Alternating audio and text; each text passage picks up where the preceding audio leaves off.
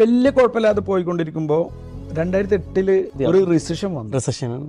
ആ റിസഷനിൽ മൊത്തത്തിൽ ദുബായിനെ അത്യാവശ്യം നന്നായിട്ട് ബാധിച്ചു.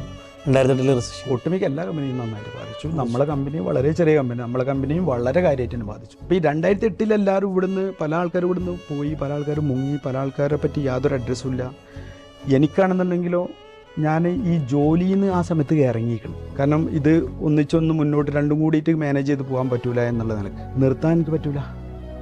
കാരണം ക്രെഡിറ്റ് കാർഡ്, ബാങ്ക് ലോണ്, എന്തിനു പറഞ്ഞ് ഇല്ലാത്ത സാമ്പത്തിക ബാധ്യതകൾ മുഴുവൻ ഉണ്ട്.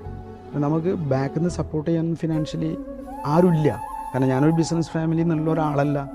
സപ്പോർട്ട് ചെയ്യാനല്ല നമ്മളെ കുടുംബക്കാരോ ബന്ധുമിത്രാദികളോ ചെയ്യണമോ, അവരൊന്നും അങ്ങനത്തെ ഒരു പൊസിഷനിലും ഇല്ല.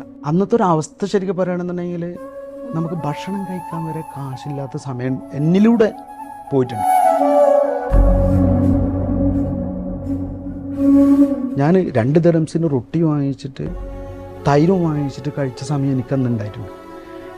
ഫോണ് പലപ്പോഴും എനിക്ക് ഓഫാക്കേണ്ട അവസ്ഥ വന്നിട്ടുണ്ട്. കാരണം ബാങ്കുകാർ വിളിക്കുകയാണ്, എൻ്റെ കാറ് ലോണിലാണ്, അവർ കാറ് പിടിച്ചുകൊണ്ട് പോകാൻ വേണ്ടി, ക്രെഡിറ്റ് കാർഡ് ബാങ്കിൽ നിന്ന് വിളിക്കുന്നു.